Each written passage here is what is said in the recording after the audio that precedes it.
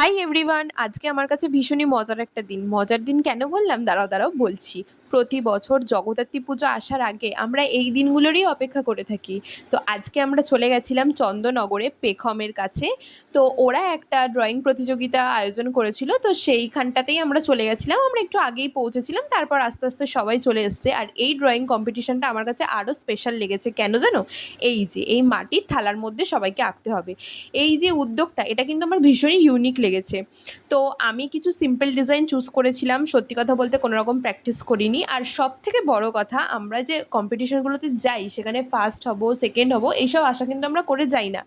আমরা জানি শুধু আমাদের একটা এক্সপিরিয়েন্স হবে, আমরা অনেক মজা করি, মজা করে হাসাহাসি করে কিন্তু এই কম্পিটিশনটা কমপ্লিট করে দিয়ে চলে আসি। ওদিকে ওরা ওদের ড্রয়িং কমপ্লিট করছে আর আমার কমপ্লিট করা হয়ে গেছে বলে আমার খুব তেষ্টা পেয়ে গেছিলো বলে ওরা টিফিন দিয়েছিল, সেটা একটু করে নিয়েছিলাম। তো চলো এইবার আমরা স্টেশনে চলে এসেছি। আবার কোনো ভিডিও নিয়ে আসবো নেক্সট কোনো কম্পিটিশানের। তো চলো আজকের মতো বাই, দেখা হবে নেক্সট কোনো ভিডিও। আর হ্যাঁ, ভিডিও কেমন লেগেছে অবশ্যই বলবে।